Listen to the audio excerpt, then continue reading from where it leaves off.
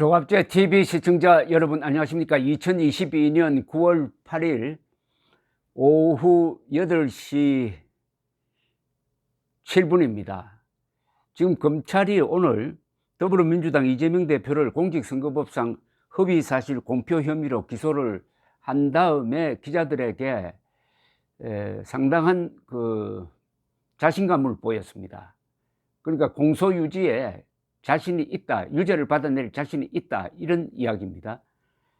이 대표가 변호사 시절부터 극단적 선택을 했던 고 김문기 전 성남도시개발공사 처장과 이런저런 인적 교류를 했다는 객관적인 물증과 진술을 확보했다고 했습니다. 그럼에도 불구하고 자살한 다음에 언론에 나와서 적극적으로 나는 모르는 사람이다 라고 한 것이 공직선거법상의 허위사실 유포죄에 해당한다는 겁니다.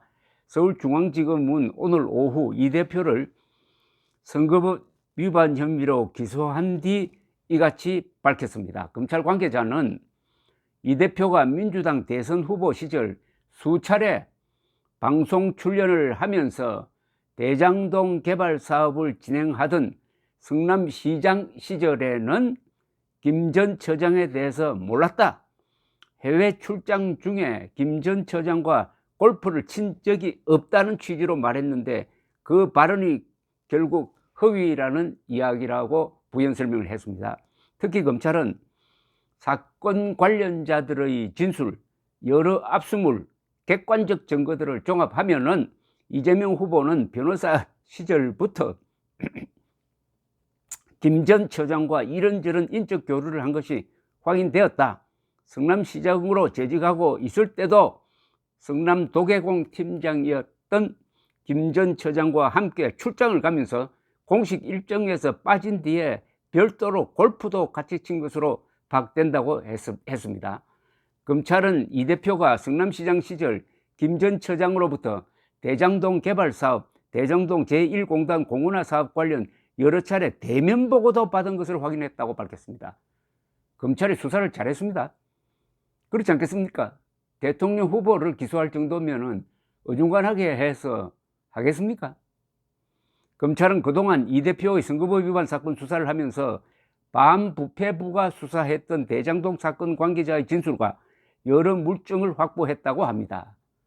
김 전 처장의 유족에 대해서도 압수수색을 통해 김 전 처장의 휴대전화, 노트북 등을 제출받아 이 대표가 김 전 처장을 알았다는 여러 전자정보들을 확보했다고 검찰은 밝혔습니다. 아주 자신만만하네요. 검찰은 이 대표가 소극적으로 김 전 처장 관련 허위 사실을 말했다기보다는 방송에 출연해서 인터뷰를 하며 적극적으로 지속적으로 허위 사실을 말했다고 합니다. 이게 재판할 때는 굉장히 중요하게 여겨지는 부분입니다. 고의성이 있다는 겁니다.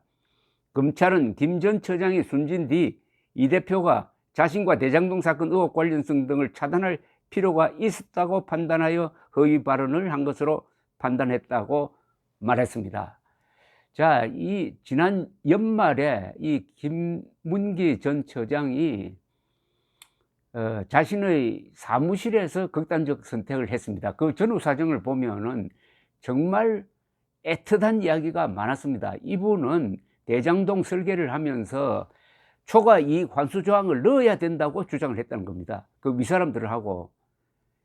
그러니까 이재명 편에 서가지고 이 특혜를 주려고 하던 그런 설계를 하던 사람들과 부딪혔다는 겁니다.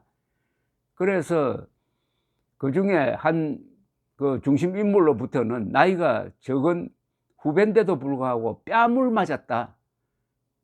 맞았다는 이야기를 이 김문기 씨의 가족들이 기자들에게 한 적도 있습니다. 뺨을 맞았다.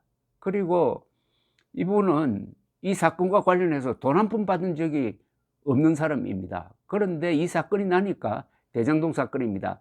검찰에 여러 번 불려다니면서 조사를 받고 또 회사에서는 자기를 보호하지 않고 뭐 문건 유출했다고 해가지고 징계한다고 하고 하니까 어떻게 보면은 고립무원이 되었다고 합니다. 고립무원이. 그래서 그날 출근하기 전에도 그 동생한테 전화를 해가지고 아주 극단적 선택을 할 것 같은 그런 뉘앙스 이야기를 했다고 하는데, 딱 자살한 다음에 이재명이가 나와가지고 나는 모른다. 그런데 가족들이 사진을 공개를 했습니다. 즉 해외 여행하면서 이재명과 김문기 씨가 같이 찍은 사진까지 공개를 했는데도 모른다 했다. 어떻게 보면은 그 원혼이 참 그때 애틋하게 느껴진 것은, 이 마음이 여린 이분이 극단적 선택을 하면서 얼마나 고립무원의 그런 생각을 했지 않느냐. 더구나 돌아가시고 나서도 이재명이 모른다 하고 딱 잘라버리는 그걸 원혼으로서 지켜보고 있었다면은 어떻게 했겠습니까? 저는 그때부터 이런 생각이 들었습니다. 김문기의 원혼이 이재명을 잡을 것이다 라는 생각이 들었는데, 뭐 선거에서 떨어지고 이제는 기소까지 되었으니까 김문기의 원혼이 지금 복수를 하는 것 아닌가 하는 느낌까지 받습니다. 그런데 검찰이 수사를 참 잘했네요. 아마 이 사건에 있어서는 사실관계는 명확해질 겁니다. 그러면 이제 형량이 중요하죠. 형량이 벌금 100만 원 이상 나오면은 이재명 씨는 5년 동안 피선거권이 박탈돼 가지고 대선 총선 출마할 수 없다 이렇게 됩니다. 뿐만 아니라 의원직도 상실된다는 유권 해석이 유력합니다. 그러면 민주당이 대표를 잘못 뽑은 거죠. 그러나 여러 사건 중에 이건 또 극히 일부에 불과합니다. 또 다른 선거법 위반, 즉 허위사실 유포, 그것도 아주 중대한 사안입니다. 즉 백현동 개발에서 핵심적인 쟁점이 어떻게 지역 용도 변경을 해가지고 4등급 상승시켜가지고 준주거지역으로 함으로써 그 녹지지역이 준주거지역으로 둔갑을 해가지고 용적률이 엄청나 수백 %나 되고, 그래 되면 아파트를 많이 짓고 해가지고 업자들이 한 3천억 원 정도의 수익을 남길 수 있도록 특혜를 주었는데, 이 사건이 드러나니까 한다는 이야기가 용도 변경은 내가 한 게 아니다. 국토부에서 압력을 넣었다. 협박까지 했다. 국토부의 명령대로 했을 뿐이다. 국토부에 몽땅 책임을 뒤집어 씌웠는데, 이번에 검찰 수사, 뭐 기자들이 취재를 해보니까 국토부가 성남시로 보낸 문건이 공개된 걸 보면 명확관합니다. 거기는 강제성이 없어요. 용도 변경은 성남시에서 알아서 하라 이렇게 돼 있습니다. 완전히 뒤집어 씌운 거죠. 이재명 뒤집어 씌우기의 결정판은 대장동 게이트는 국힘당 게이트고 윤석열 게이트라고 한 것 아니겠습니까?